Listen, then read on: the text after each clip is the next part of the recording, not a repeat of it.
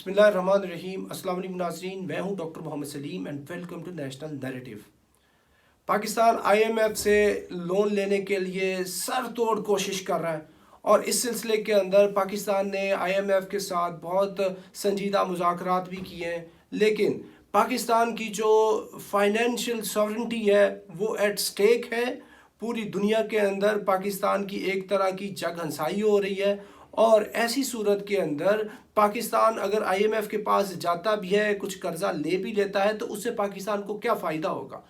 Pakistan IMF के पास कितनी दफ़ा ये आईएमएफ का पैकेज लेने गया है और आईएमएफ है क्या ये सिर्फ और सिर्फ एक आलमी मालियाती इदारा है या फेटफ की तरह इसके कोई पॉलिटिकल अज़ाइम भी हैं। क्या ये बिल्कुल इंडिपेंडेंट इदारा है या इसके ऊपर अमरीकी सख्त इन्फ्लुएंस है, और क्या ये गरीब मुल्कों के अंदर पॉवर्टी और अनएम्प्लॉयमेंट और बैकवर्डनेस को सिर्फ ख़त्म करता है या इसके अलावा कोई काम करता है। ब्रेटन वुड सिस्टम है क्या। 1971 के अंदर दुनिया के फाइनेंशियल सिस्टम को क्यों इतना बड़ा धचका लगा और आईएमएफ के बनने की क्या वजूहात थी और प्रेजेंटली आईएमएफ का कितना बड़ा रोल है दुनिया की इकोनॉमी के अंदर, ये सारी की सारी चीज़ें आज के वीलॉग के अंदर हम डिस्कस करेंगे। नाज़रीन, जब से इंसान ज़मीन पर आया है, जो इकोनॉमी है वो एक तरह से इंसान का इंटेग्रल पार्ट रहा है और इंसान मुख्तलिफ तरीके से आपस में ट्रेड और बिज़नेस करता रहा है। और कभी ये बिज़नेस बार्टर जो सिस्टम था उसके तहत होता था, यानी आपने एक एक्चुअल चीज़ ली और उसको दूसरी चीज़ के इवज़ आपने एक्सचेंज कर लिया, जिन्सों को जिन्सों के अंदर तब्दील कर लिया। पहले ये काम हुआ करता था। उसके बाद फिर जो इरा आता है उसको प्री कॉइनेज इरा कहते हैं। इस इरा के अंदर गोल्ड और सिल्वर के जो कॉइन्स थे, जिनको बुलियंस कहते थे, वो यूज़ होते थे in the 3rd millennium before Christ. और ये इजिप्ट और मेसोपोटामिया जो इराकी सिविलाइजेशंस थी इधर यूज़ हुआ करते थे। उसके बाद फिर ब्रोंज़ के जो वो आ गए कॉइन्स, और ये जो ब्रोंज़ वाले कॉइन्स थे ये यूज़ होते थे चाइनीज़ डायनेस्टी के अंदर, जो इनकी जू डायनेस्टी थी उसके अंदर। प्री कॉइनेज के बाद फिर कॉइनेज यानी फिर सिक्कों का दौर आता है। इस सिक्कों के दौर के अंदर सबसे कलीदी किरदार अदा करती है यूनानी तहजीब, और इनके जो सिक्के थे वो वेस्ट में यूरोप की तरफ जाते हैं और ईस्ट के अंदर इधर इंडिया की तरफ आते हैं। और ये बहुत ही ज़्यादा एक मजबूत और एरर फ्री किस्म के सिक्के थे। और इसके बाद फिर ज़माना आता है कि जब ये डिनेरियस का ज़माना आता है, पर्शियन जो डारिक है उसके ऑनवर्ड इस चीज़ का ज़माना आता है। उसके बाद फिर ज़माना आ जाता है फ्रेंच जो करेंसी है फ्रैंक और जो पाउंड स्टर्लिंग। जब ये जितने भी बरतानवी जो कंट्रीज़ हैं ये पावर में आती हैं, इंडस्ट्रियलाइजेशन का ज़माना आता है, तो फिर इनके जो सिक्के हैं वो सिक्के दुनिया के अंदर रूल करते हैं। ये मैंने आपको ब्रीफ सी हिस्ट्री बताई पूरी दुनिया की। और फिर जब अमेरिका की जो ताकत आती दुनिया के सामने, तो उसके बाद फिर क्या होता है कि दुनिया के अंदर सबसे पहले तो बहुत बड़ा इकोनॉमिक डिप्रेशन आता है 1930s का, और 1930s के इकोनॉमिक डिप्रेशन के साथ ही 1939 को वर्ल्ड वार 2 स्टार्ट हो जाती है, सितंबर 1939 को, और ये 45 तक चलती है। और जब ये वर्ल्ड वार चलती है तो इसके अंदर फिर पूरे का पूरा यूरोप उसको मार पड़ जाती है, डिस्ट्रक्शन हो जाती है, और जापान, यूरोप, सारे कंट्रीज़ ये तबाह हो जाते हैं। फिर इनको रेस्क्यू करने के लिए बहुत बड़े एक फाइनेंशियल असिस्टेंट प्रोग्राम की ज़रूरत होती है। तो इसके लिए फिर अमेरिका के हैम्पशायर स्टेट के अंदर ब्रेटन वुड्स कॉन्फ्रेंस होती है 1944 के अंदर, और इस ब्रेटन वुड कॉन्फ्रेंस के नतीजे के अंदर दो बहुत ही अहम इदारे बनते हैं। एक बनता है आईएमएफ और एक बनता है वर्ल्ड बैंक IBRD। तो ब्रेटन वुड जो कॉन्फ्रेंस होती है इसके अंदर फिर ये तय किया जाता है कि पूरे यूरोप को हमने इसकी जो प्लाइट है इससे हमने निजात दिलानी है, तो इसके लिए कोई मंसूबा लेके आए और इनको हम फंड कर सकें। तो फिर अमेरिका मार्शल प्लान के ज़रिए एक तो $13 बिलियन की एड उनको देता है पूरे के पूरे यूरोप को। उस टाइम का $13 बिलियन आज का $135 बिलियन बन जाता है। اور ब्रेटन वुड सिस्टम कायम होता। ब्रेटन वुड सिस्टम का जो बुनियादी मकसद है उसके अंदर दुनिया के अंदर एक फिक्स्ड एक्सचेंज रेट लेके आना था। इससे पहले एक्सचेंज रेट एक नहीं था, फ्लक्चुएटिंग एक्सचेंज रेट था, और पूरी दुनिया के अंदर जो डॉलर था उसको लेके आना था कि ये दुनिया की एक ऐसी करेंसी होगी जिसके अंदर सारी करेंसीज एक्सचेंज होंगी और फिर डॉलर को एक्सचेंज किया जाएगा गोल्ड के साथ, और ये सारी की सारी जितनी करेंसीज होंगी इनका एक बाकायदा और पक्का तरीका वो जो वज़ा कर लिया जाएगा और उसके अंदर किसी किस्म की फ्लक्चुएशन नहीं होगी। क्योंकि इससे पहले काम ही हो रहा था, दुनिया के अंदर इकोनॉमिक नेशनलिज्म थी, लोग कंट्रीज एक दूसरे के साथ कोऑपरेशन नहीं करते थे। ब्रेटन वुड सिस्टम के अंदर ये किया गया था कि इकोनॉमिक लिबरलाइजेशन लेके आई गई और दुनिया के अंदर फ्री ट्रेड का कल्चर इंट्रोड्यूस कराया गया, और दुनिया के अंदर ये जिम्मेदारी अमेरिका को दी गई कि अभी ये लीडिंग रोल प्ले करेगा, और जो अमेरिकन डॉलर है इसके अंदर पूरी दुनिया की जो करेंसीज हैं वो उनको एक्सचेंज किया जाएगा, इसको फिर गोल्ड के अंदर एक्सचेंज किया जाएगा। तो ये ब्रेटन वुड का बुनियादी मकसद था। लेकिन फिर जो 1950 से लेकर 58 तक पूरी दुनिया के अंदर जो डॉलर था ना वो स्क्वीज होता गया, मुल्कों ने अपने पास डॉलर जमा करने शुरू कर दिए और उसकी वजह से डॉलर की शॉर्टेज होना शुरू हो गई। फिर क्या हुआ कि आगे चल के आता है 1971 का ज़माना। इस टाइम जो फ्रांस है ये डिमांड कर लेता है अपने कुछ गोल्ड के रिजर्व्स अमेरिका से, और उस टाइम जो अमेरिकन प्रेसिडेंट है रिचर्ड निक्सन वो इस चीज़ को वो दे नहीं पाते, तो फिर वो कहते हैं कि अब से ऑनवर्ड्स जो गोल्ड ये डॉलर है ये एक फिक्स्ड रेट पे नहीं रहेगा, बल्कि ये इसको हम कर देंगे, इसका रेट जो होगा फ्लक्चुएट होता जाएगा और इसके अगेंस्ट जो गोल्ड के रिजर्व्स है वो नहीं रहेंगे। तो प्रैक्टिकली उस टाइम जो था ब्रेटन वुड का सिस्टम जो है वो ख़त्म कर दिया गया दुनिया के अंदर, और इसके ख़ात्मे के फौरी बाद दुनिया के अंदर तब से लेकर अभी तक फ्लक्चुएटिंग वो एक सिस्टम है। और ये जो फ्लोटिंग एक्सचेंज रेट है इंटरनेशनल ये अभी जो चल रहा है ब्रेटन वुड के ख़ात्मे से लेके अभी तक, इसकी वजह से पूरी दुनिया के अंदर जो IMF है इसकी इजारादारी है और अमेरिका का जो डॉलर है उसकी इजारादारी है। और आपको मैं ये ब्रेटन वुड के बारे में बता रहा हूँ, साथ ये IMF बनता है उसी टाइम IMF बन जाता है, और IMF का जो हेडक्वार्टर है ये वाशिंगटन DC अमेरिका के अंदर है, और ये यूनाइटेड नेशंस का कोई इदारा नहीं है, एक इंडिपेंडेंट अलहदा से फाइनेंशियल इंस्टीट्यूशन है, और दुनिया के 190 जो मुल्क है इसके मेंबर्स हैं, और कुछ ऐसे मुल्क भी इसके मेंबर्स हैं कि जो सॉवरन स्टेट्स नहीं है लेकिन वो भी इसके मेंबर्स हैं, जो UN के मेंबर नहीं है लेकिन वो IMF के मेंबर्स हैं। कुछ मेंबर्स जो कंट्रीज इसके मेंबर्स नहीं भी है जैसे नॉर्थ कोरिया है और लीबिया वगैरह प्रेजेंटली इस टाइम इसके मेंबर्स नहीं है। तो IMF का जो टोटल बजट है वो कितना है? IMF का टोटल मौजूदा बजट है 973 बिलियन डॉलर्स आज की तारीख तक, यानी टोटल इसके ये एसेट्स हैं।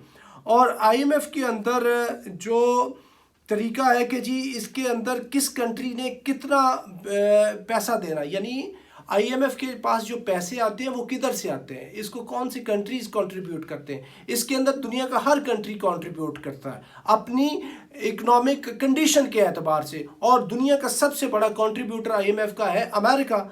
और अमेरिका जो है इस वक्त दुनिया के IMF के अंदर सबसे बड़ा कंट्रीब्यूटर है, और इसने तकरीबन कुछ 17% जो इसकी जो फाइनेंशियल जो कंट्रीब्यूशन है IMF की वो अमेरिका की तरफ से आती है। और इसके अलावा जो सबसे छोटा कंट्री है IMF को जो वो कंट्रीब्यूट करता है वो है टुवालू। ये एक कॉमनवेल्थ की स्टेट है जिसका पुराना नाम है एलिक आइलैंड्स। ये बहुत छोटी सी कंट्री है, 11,792 इसकी पॉपुलेशन है और 26 स्क्वायर किलोमीटर इसका एरिया है। ये इंग्लिश बहुत ही शेयर वो उसके अंदर इन्फ्लुएंस के अंदर है। तो ये सबसे कम इसका वो कंट्रीब्यूशन है 3.5 मिलियन डॉलर। सबसे बड़ा कंट्रीब्यूशन है अमेरिका का 118 बिलियन डॉलर्स। یعنی ٹوٹل $973 اس کے فنڈز ہیں IMF کے، اس کے اندر صرف امریکہ کا کنٹریبیوشن ہے $118 جو 17.4% اس کا کوٹا بن جاتا ہے۔ اور اس کے علاوہ جو ٹاپ 10 کنٹریز ہیں جو سب سے زیادہ IMF کے فنڈ کے اندر اپنا پیسہ رکھواتے ہیں تاکہ IMF کے پاس اتنا پیسہ ہو کہ دنیا کے غریب ملکوں کو یا ان ملکوں کو جن کو ضرورت ہو وہ قرضہ دے سکے، ان میں سب سے پہلا امریکہ ہے، اس کے بعد آ جاتا ہے Japan, Germany, France, England, Italy, China, Russia, Brazil and India. یہ دنیا کے سب 10 بڑے کنٹریز ہیں جو اس کو کنٹریبیوٹ کرتے ہیں اس کے فنڈ کو۔ چائنا کا اس کے اندر کتنا حصہ ہے؟ چائنا اس کا تیسرا بڑا کنٹریبیوٹر ہے اور اس کا جو شیئر ہے وہ ہے $30 بلین۔ 6.4% جو کوٹا IMF کا وہ چائنا کی طرف سے جاتا ہے۔ تو چائنا جو ہے، یہ جو IMF ہے اس کے اندر جو سب سے اہم بات آپ کو بتانے والی ہے وہ یہ ہے کہ پاکستان سب سے پہلے IMF کی طرف کب گیا؟ پاکستان سب سے پہلے IMF کے پاس گیا ہے 1950 کے اندر، 11 جولائی 1950 کے اندر، اور اس ٹائم پاکستان نے تب سے لے کے ابھی تک 23 دفعہ پاکستان IMF کے پاس جا چکا ہے، اور IMF نے پاکستان کو اتنی دفعہ بیل آؤٹ کیا ہے۔ اور ابھی موجودہ دور میں پاکستان کے اوپر IMF کے جو ٹوٹل قرضے ہیں پورے، جو پہلے تو ہم بات کر لیں کہ جو ٹوٹل پاکستان کے اوپر ایکسٹرنل ڈیٹس ہیں وہ کتنے ہیں، وہ ہیں $117 بلین، اور ان $117 بلین کے اندر جو IMF کا قرضہ ہے وہ پاکستان کے اوپر ہے کوئی $7 بلین، اور $7 بلین IMF کا قرضہ ہے، اور $11 بلین پیرس کلب کا قرضہ ہے، $17 بلین صرف چائنا کا قرضہ ہے، اور $33 بلین ملٹی لیٹرل ڈونرز ہیں جیسے OIC ہے، یہ جو گلف کے سٹیٹس ہیں، امریکہ، یہ سعودیہ ہے، UAE ہے، ان کے قرضے ہیں، اور 42 بلین دوسروں کے قرضے ہیں، اور 12 بلین یورو بونڈ ہے اور سکوک ہے۔ یہ پاکستان کے اوپر یہ جو $117 بلین کا ٹوٹل قرض ہے، اس کی جو ایکسٹرنل ڈیٹ ہے پاکستان کا، اس کی میں نے آپ کو ڈسٹریبیوشن بتا دی، جبکہ پریزنٹلی پاکستان کا ٹوٹل جو ڈیٹ ہے وہ ہے 50 کھرب روپیہ، اور 50 کھرب روپے کے اندر یہ 2018 کے اندر جب اس کی گورنمنٹ آئی ہے عمران خان کی تو تب 30 کھرب پاکستان کا قرضہ تھا، تب سے لے کر ابھی تک تقریباً یہ 18 سے 20 کھرب روپیہ مزید بڑھ چکا ہے۔ تو یہ جب 2018 کے اندر ان کی حکومت آتی ہے تو اس ٹائم $93 بلین پاکستان کے اوپر ایکسٹرنل ڈیٹ ہوتا ہے، اور یہ ابھی بڑھ کر $117 بلین پہ آ جاتا ہے، یعنی خالی عمران خان کی حکومت کے اندر پاکستان کے اوپر جو ایکسٹرنل ڈیٹ ہے وہ $24 بلین بڑھ جاتا ہے۔ اور اس کی وجہ سے اتنا قرضہ بڑھنے کی وجہ سے پاکستان کے اندر جو انفلیشن ہے وہ بھی کوئی 11% انفلیشن ہے رورل ایریا کے اندر، 12% انفلیشن ہے اربن ایریا کے اندر۔ جو پورسٹ جو غریب ترین طبقے ہیں ان کی جو انفلیشن ہے ان کے اوپر وہ 18% ہے۔ اوورال جو انفلیشن ہے وہ 11.5% ہے پاکستان کے اوپر۔ تو یہ IMF کا پاکستان کے اوپر یہ اتنا بڑا انفلوئنس ہے، یہ انفلوئنس صرف پاکستان کے اوپر نہیں ہے، یہ دنیا کے جتنے امیر ملک ہیں ان کو تو IMF لون دیتا ہے کہ تاکہ ان کی اکانومی پہلے سے بہتر ہو سکے، اور IMF کے جو لونز ہیں یہ بیسیکلی ملکوں کے اندر کوئی پاورٹی ایلیویشن کا کام نہیں کرتے، یہ صرف اور صرف اس طرح کے پروجیکٹس کرتے ہیں کہ جس کے اندر یہ سڑکیں بناتے ہیں، انفراسٹرکچر کا کام کرتے ہیں، یہ الیکٹریسٹی کا کام کرتے ہیں، ہائیڈرو کے پروجیکٹس لگا دیے، اور اس طرح کے بڑے بڑے کام کرتے ہیں جس کا پبلک کو ڈائریکٹلی کوئی فائدہ نہیں ہوتا۔ یعنی یہ ایجوکیشن پہ پیسے نہیں لگائیں گے، ہیلتھ پہ پیسے نہیں لگائیں گے، پاورٹی ایلیویشن کے پروگرام کے اوپر پیسے نہیں لگائیں گے، یہ ان پروجیکٹس کے اوپر پیسہ لگائیں گے جن پروجیکٹ سے ان کا دیا ہوا پیسہ واپس انہی کے ملکوں کو چلے جاتا ہے، اور جو ریسیپینٹ اسٹیٹ ہوتی ہے وہ ان کا سمجھ لیں کہ مزید ڈپینڈنٹ سے ڈپینڈنٹ ہوتی جاتی ہے۔ اس کی جو کلیئر ایکسپلینیشن ہے وہ जॉन परकिंस ने अपनी किताब कन्फेशंस ऑफ इकोनॉमिक हिटमैन के अंदर दी हुई है कि ये जितने आईएमएफ, वर्ल्ड बैंक के लोन्स हैं, पेरिस क्लब के लोन्स हैं, एडीबी के लोन्स हैं, ये सारे के सारे हकीकतन गरीब मुल्कों को मज़ीद गरीब तक करने के लिए दिए जाते हैं और इनके अंदर डिक्टेटरशिप को प्रमोट करने के लिए दिए जाते हैं। और जब बिल्कुल ये फेल्ड स्टेट की तरफ जाते हैं तो फिर अमेरिका इतना इन्फ्लुएंस करता है कि इनके बाज़ जो हेड ऑफ़ द स्टेट्स हैं उनको उठा भी लेता है। जो पनामा के सदर को उठाया गया उसकी मिसाल सबके सामने है। तो ये आईएमएफ जो आजकल वो आला कार बना हुआ है अमेरिका का, क्योंकि उसका 17.4% शेयर है, कोटा है। और कोई भी डिसीजन करने से पहले सबसे अहम ये होता है कि 85% वो कंसेंसस चाहिए सारे कंट्रीज़ का। 85% कैसे होगा अगर अमेरिका ने बीच में से आउट कर दिया तो ये जो जितना इन अभी आजकल वो है, वो अमेरिका का इन्फ्लुएंस है 16-17%, वो काम ख़राब करता है। यानी आजकल अमेरिका के हाथों में ये आईएमएफ उसकी एक लॉन्डी बना हुआ है। जैसे फेटफ वो एक पॉलिटिकल डिज़ाइन है, इसी तरह आईएमएफ के पॉलिटिकल डिज़ाइन है। पाकिस्तान 23 दफ़ा गया है, इससे हल नहीं होनी। पाकिस्तान की मज़ीद मईशत ख़राब होनी है। पाकिस्तान को चाहिए कि किसी तरीके से आईएमएफ के चंगल से बाहर निकले, इसी में पाकिस्तान की निजात है। और आजकल आईएमएफ आला कार बना हुआ सिर्फ अमेरिका का, इसके अलावा इसकी कोई हैसियत नहीं है। तो नाज़रीन, आईएमएफ और पाकिस्तान के लिए आज तक के लिए इतने। अपनी next time, thank you very much. Pakistan जिंदाबाद।